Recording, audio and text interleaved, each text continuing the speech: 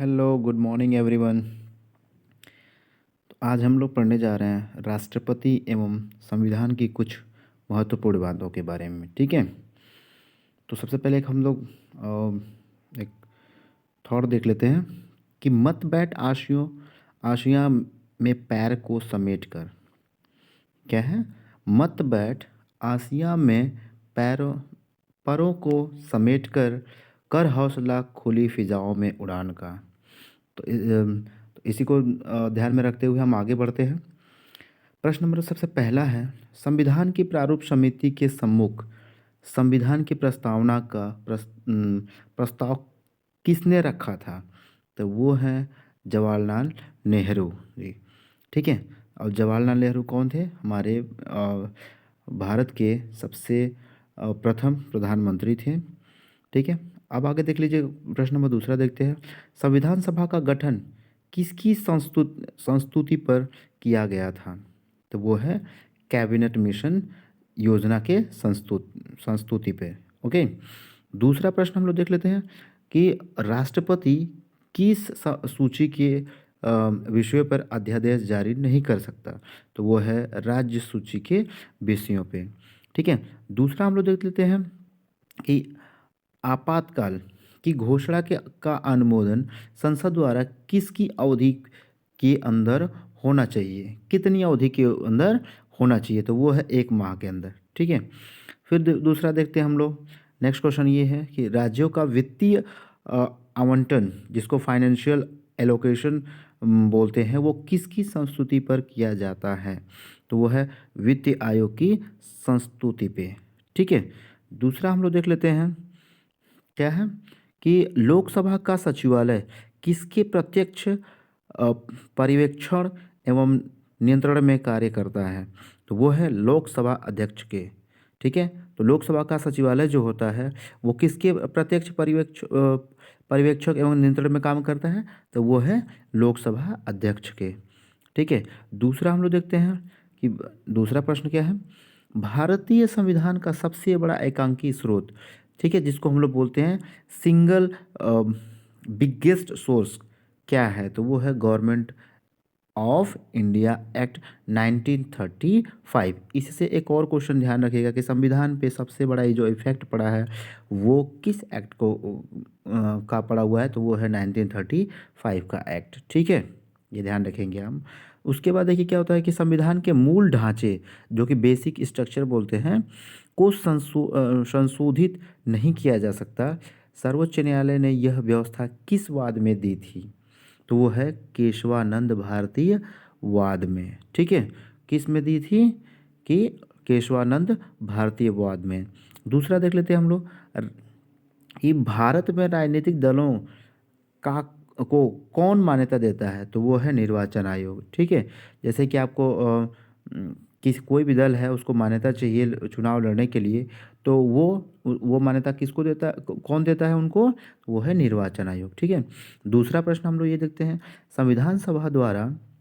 संविधान द्वारा प्रदान किए गए मौलिक अधिकारों में संशोधन करने का अधिकार किसको है? तो वो है सिर्फ और सिर्फ संसद को। ठीक है, ये ध्यान रखेंगे, बहुत ही महत्वपूर्ण प्रश्न है और बार बार आया हुआ प्रश्न है, तो इसके बारे में बहुत ध्यान से देखिएगा। दूसरा देखिए, नेक्स्ट प्रश्न ये है कि राज्य के नीति निर्देशक सिद्धांत का उद्देश्य क्या है? क्या है? राज्य के नीति निर्देशक सिद्धांत का उद्देश्य क्या है? तो वो है संविधान को सामाजिक परिवर्तन का उपकरण बनाना। ठीक है, क्या होता है कि संविधान को सामाजिक परिवर्तन का उपकरण बनाना ही राज्य के नीति निर्देशक सिद्धांत का उद्देश्य होता है। ठीक है, दूसरा प्रश्न हम देखते हैं कि राष्ट्रपति पद के लिए प्रत्याशी का प्रस्ताव निर्वाचक मंडल के कितने सदस्यों द्वारा किया जाना आवश्यक होता है? तो वो है 50 सदस्यों द्वारा। कितना? 50 मेंबर्स। ठीक है, इनके द्वारा राष्ट्रपति के लिए पद के लिए प्रत्याशी का प्रस्ताव निर्वाचन मंडल के कितने सदस्यों द्वारा किया जाना चाहिए? तो वो है 50 सदस्यों के द्वारा। ठीक है, आगे हम देखते हैं नेक्स्ट प्रश्न। लोकसभा को उसकी निर्धारित 5 वर्षों की अवधि से पूर्व भंग करने का अधिकार किसको है? तो वो है सिर्फ और सिर्फ राष्ट्रपति को, प्रधानमंत्री की सिफारिश पे। ठीक है, सिफारिश कौन करेगा? प्रधानमंत्री। और उसको अम, निर्धारित कौन करेगा? तो वो है राष्ट्रपति। ठीक है, आगे देखते हैं हम लोग कि संविधान को 26 जनवरी के दिन लागू करने का क्या कारण था। अभी 26 जनवरी आ गई है ना, तो इसलिए आप लोग इस क्वेश्चन को बहुत अति महत्वपूर्ण ध्यान रखिएगा कि 26 जनवरी को आपको पता ही है कि हमारा जो संविधान संविधान सभा के द्वारा संविधान जो हमारा एक्सेप्ट किया गया था वो था 26 नवंबर 1900 को, क्या था, 26 नवंबर 1949 को। ठीक है, लेकिन लागू कब हुआ? 26 जनवरी 1950 को। ठीक है, इसलिए हम लोग 1950 को हम लोग क्या बनाते हैं? रिपब्लिक डे, जिसको गणतंत्र दिवस मनाते हैं। ठीक है, तो संविधान को 26 जनवरी के दिन लागू करने का क्या कारण था? तो वो है कि कांग्रेस इस तिथि को 1930 में स्वतंत्रता दिवस के रूप में मनाया जाता था। ठीक है, इसलिए वो भूल ना जाए। सबसे पहले हम लोग स्वतंत्रता दिवस कब मनाते थे? 26 जनवरी। कब? 26 जनवरी को हम लोग अपनी स्वतंत्रता दिवस मनाते थे। अब कब मनाते हैं? 15 अगस्त को। कब मनाते हैं? 15 अगस्त को। ठीक है, क्योंकि हमको आज़ादी 15 अगस्त को मिली। ठीक है, लेकिन जो 26 जनवरी जो हम लोग पहले मनाते थे 1930 से, ठीक है, आज़ादी से पहले 1930 में ही कांग्रेस ने इस तिथि को 26 जनवरी को ही स्वतंत्रता दिवस मनाना चालू कर दिया था। तो वो 26 जनवरी कभी भूल ना जाए, उसको ध्यान में हमेशा रखने के लिए 26 जनवरी को ही ये कहा गया कि आप संविधान लागू करेंगे, ताकि क्या हो जाए, वो कभी दिन भूले ना।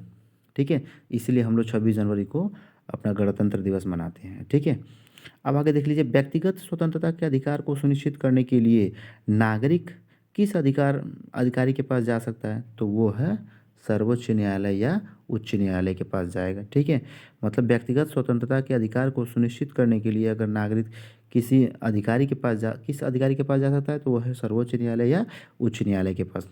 अब देखते हैं दूसरा प्रश्न, भारत के राष्ट्रपति के विरुद्ध महाभियोग, जिसको बोलते हैं इम्पीचमेंट, ओके, को प्रारंभ करने का अधिकार किसके पास है? तो वो है संसद के दोनों सदनों के। कोई भी सदन इसे प्रारंभ कर सकता है। ठीक है, संसद के दोनों सदनों में, चाहे वो राज्यसभा हो वो या फिर लोकसभा हो, दोनों सदनों में से कोई भी इसे प्रारंभ कर सकता है। ठीक है, अब देखिए, किस विधेयक पर राष्ट्रपति को अनिवार्य रूप से हस्ताक्षर करने पड़ते हैं और वह उसे पुनर्विचार के लिए वापस नहीं भेज सकता? ठीक है, अगर उसको पसंद नहीं है तो वो वापस भी नहीं भेज सकते। वो है वित्त विधेयक पर वो उनको मजबूरन साइन करना ही पड़ता है, और उसे फिर से पुनर्विचार के लिए वो वापस भेज भी नहीं सकते। ठीक है, अगर उनके पास आ गया तो उन्हें साइन करना ही करना है। ठीक है, अब देखिए, उपराष्ट्रपति किस संस्था का पदेन सभापति होता है?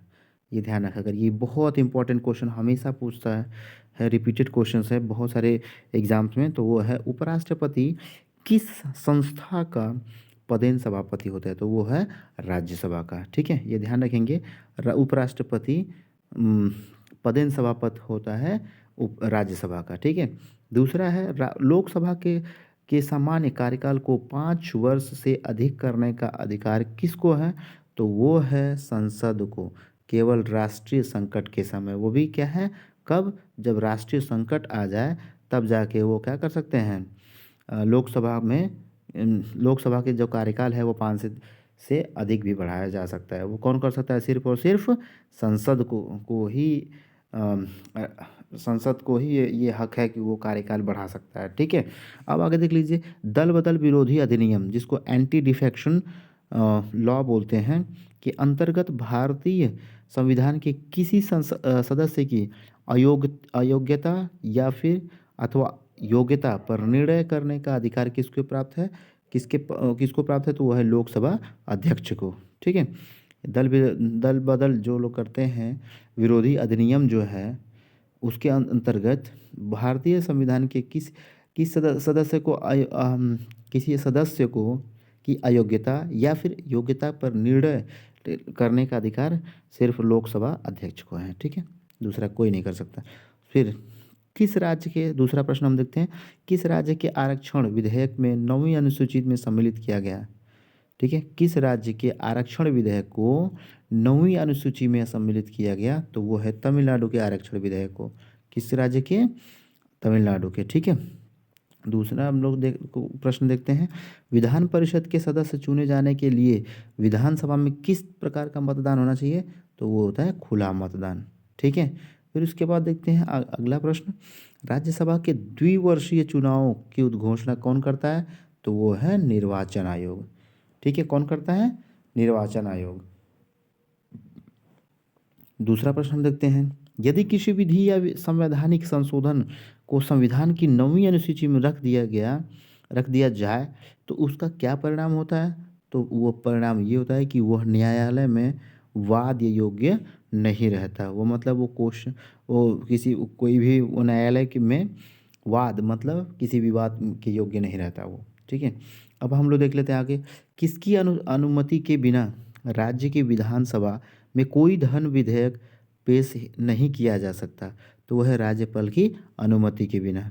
फिर उसके बाद देखिए, भारतीय संविधान में प्रदत्त मूल अधिकारों को निलंबित करने की सत्ता किसके पास है? तो वो है राष्ट्रपति के पास। किसके पास है? राष्ट्रपति के पास। किसके पास है? राष्ट्रपति के पास, ओके। अब आगे देख लीजिए, नेक्स्ट प्रश्न हम देख लेते हैं, राज्यों की सूची के किसी विषय पर संसद कितनी अवधि के लिए कानून बना सकती है? तो वो है 1 वर्ष के लिए। कितने अवधि के लिए? 1 वर्ष के लिए। अब अगले नेक्स्ट प्रश्न देख लेते हैं हम लोग, राज्य के नीति निर्देशक सिद्धांतों के संदर्भ में यह टिप्पणी किसने की थी कि यह एक ऐसा चेक है जिसकी भुगतान बैंक के सुविधा पर निर्भर करता है? तो वो है के.टी. शाह ने लिखा था, ठीक है। उनका क्या था? ये सिद्धांत था क्या, कि अगर उन्होंने ये टिप्पणी किया था कि यह एक ऐसा नीति निर्देशक सिद्धांत जो है वह एक ऐसा चेक है जिसकी भुगतान बैंक की सुविधा पर निर्भर करता है, ठीक है। और दूसरे नेक्स्ट देखिए, संविधान सभा का गठन किस योजना के अंतर्गत प्रस्तावित किया गया था? तो वह है कैबिनेट मिशन योजना के अंतर्गत, ठीक है। संविधान सभा का गठन जो था वो कैबिनेट मिशन योजना के अंतर्गत प्रस्तावित किया गया था। अब आगे देख लीजिए, सबसे महत्वपूर्ण प्रश्न एक और है कि किसी मृत्युदंड पाए गए अपराधी को क्षमा दान कर की शक्ति किसे प्राप्त है? मतलब ये है कि कोई भी अगर इंसान अपराधी है और उसे मृत्यु दंड मिल चुका है तो उसे क्षमा दान करने की जो शक्ति होती है वो किसे है? सिर्फ और सिर्फ राष्ट्रपति को। मतलब राष्ट्रपति ही एक ऐसा व्यक्ति है जो उसे क्षमादान कर सकता है। अब इसका मतलब ये नहीं कि पूरी तरह से उसको छोड़ सकता है, ऐसा नहीं हो सकता। उनकी जो उस अपराधी का जो अपराध है उसके लिए जो उनको सज़ा मिली है उसको कम कर सकते हैं, ठीक है। उसमें थोड़ा सा रिलैक्सेशन दे सकते हैं, ठीक है। तो अगर ये वीडियो आपको पसंद आई हो तो इसे लाइक और शेयर ज़रूर करें। धन्यवाद।